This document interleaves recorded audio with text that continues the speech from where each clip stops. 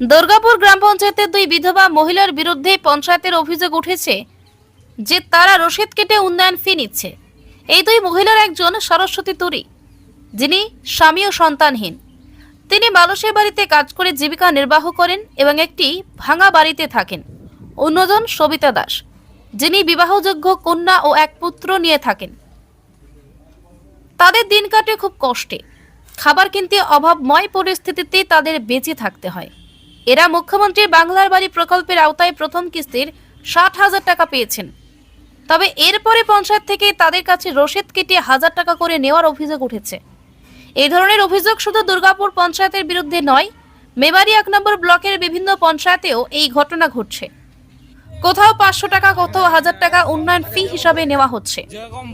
মুখ্যমন্ত্রী স্পষ্ট নির্দেশ দিয়েছিলেন যে পঞ্চায়েতকে এই ফি সংক্রান্ত বিষয়ে নাক গলাতে নিষেধ করা হয়েছে, কিন্তু পঞ্চায়েত এই নির্দেশ অমান্য করে টাকা নিচ্ছে বলে অভিযোগ উঠছে।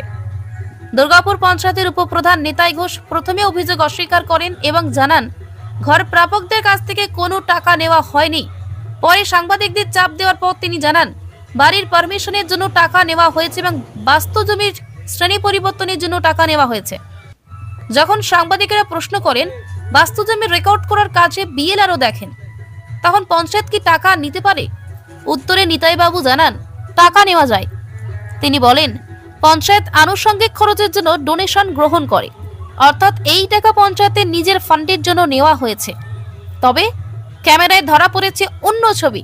দুই বিধবা মহিলার পরিস্থিতি অত্যন্ত দুর্বিষহ।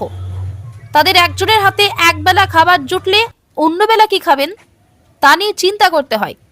তাদের কাছে পঞ্চায়েতের পক্ষ থেকে এই টাকা নেওয়া হয়েছে, যা তাদের জন্য একটি বড় সমস্যা সৃষ্টি করেছে। সূত্রে জানা গেছে মেমারি 1 নম্বর ব্লকের বিভিন্ন পঞ্চায়েত যারা রসিদ কেটে টাকা নিয়েছে তাদের বিরুদ্ধে প্রশাসন তদন্ত করছে। সরকারি নির্দেশ অমান্য করে যে অবৈধ টাকা নেওয়া হচ্ছে তা খতিয়ে দেখা হচ্ছে। এই ধরনের পদক্ষেপে বিধবাদের মতো অসহায় মানুষদের জন্য আশার আলো দেখা যাচ্ছে। আলিপুর আদিবাসী পাড়া। আলিপুর আদিবাসী পাড়া কোন অঞ্চল জানেন? দুর্গাপুর পঞ্চায়েত। কি হয়েছে আপনার প্রবলেমটা কি? প্রবলেমটা হয়েছে, আমি পঞ্চায়েতে গেছিলাম আমার স্বামীর ওই কাগজপত্র নিয়ে। উনি একটা বই করেছিলেন, তার জন্য দিয়ে ওখানে গেলাম। দিয়ে সবাই বলছে যে ওখানে 1,000 টাকা করে নিচ্ছে নাকি ঘরে এসেছে যাদের যাদের, তার জন্য ওখানে গেলাম। দিয়ে জিজ্ঞেস করলাম, বলছে হ্যাঁ 1,000 টাকা করে দিতে হবে। কিসের জন্য দিতে হবে না, পরের লটের টাকাটা ঢুকবে না তার জন্য। দিয়ে তার জন্যই আমি ওই টাকাটা দিয়েছিলাম।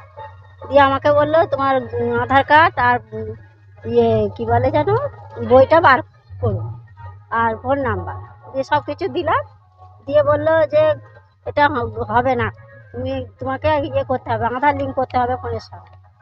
দিয়ে আমি বললাম যে একবার তো হয়েছে। বলছে হ্যাঁ একবার এবারে হয়েছে, আগের বারে হয়েছে, এবারে কেন হবে না?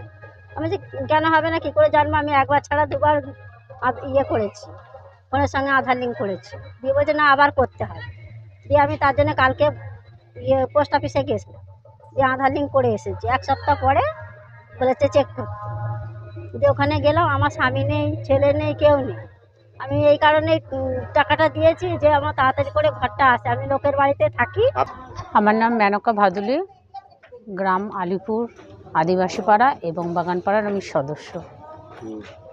দুর্গাপুর পঞ্চায়েত আমি তৃণমূলেই আমার আপনার গ্রামে সদস্য। একটা ঘটনা ঘটেছে যে দেখা যাচ্ছে একজন বিধবা মহিলার কাছ থেকে টাকা নেওয়া হয়েছে এবং সেখানে পঞ্চায়েতের রিসিভ রয়েছে। তো এ ব্যাপারে কি আপনি কতটা কি জানেন এবং কি বলতে চাইছেন?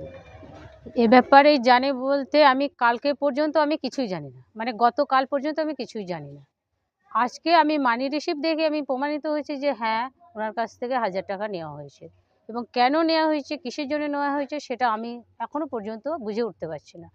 তো আমাদের মুখ্যমন্ত্রী দিদি বলেছেন বাংলার বাড়ি আবাস যোজনায় যে ঘরগুলো আসছে তাদের ক্ষেত্রে কোনো পারমিশন লাগবে না এবং কোনো টাকা দিতে হবে না, অর্থাৎ ডোনেট করতে হবে না।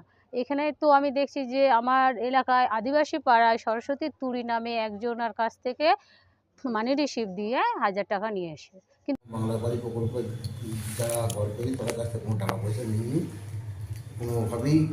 যারা বাংলা বাড়ি ঘরের প্রকল্পে ঘর পেয়েছে তাদের কাছ থেকে এর জন্য নিইনি পয়সা। কিসের জন্য নিয়েছেন? নিইনি। এটা ঘর 1000 যাবো টাকা তাদের করে টাকা দেবো কেন? এটাও মানে যারা যাদের ঘর এসছে তারা অভিযোগ করছে যে তাদের কাছ থেকে 1000 টাকা করে নেওয়া হয়েছে, যে পারমিশন বাবদ দ্বিতীয় ক্ষেপে টাকা ঢোকার জন্য, কিস্তি ঢোকার জন্য। না না, এটা পুরো মিথ্যা অভিযোগ। এই ধরনের কোনো ঘটনাই ঘটেনি। যেটা আমাদের ঘরের পারমিশন দেওয়া হয়, অনলাইনে যারা অ্যাপ্লিকেশন করে অনলাইনের মাধ্যমে পারমিশন দেওয়া হয় করে। ঘরের ওই বাংলার বাড়ি যারা করছে তাদের জন্য কোনো পারমিশনের প্রয়োজন নেই। একটা রিসিপ্ট দিচ্ছেন 1000 টাকার। অন্য কোনো ব্যাপারে ডোনেশন দিতে পারে। কি বিষয়ে ডোনেশন দিতে পারে?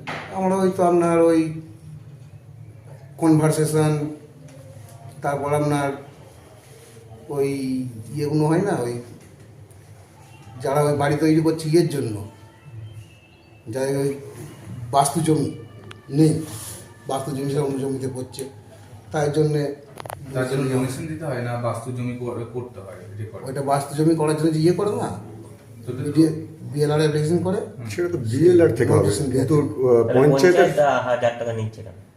নো অবজেকশন দেওয়ার জন্য, এমনি কিছু নেই।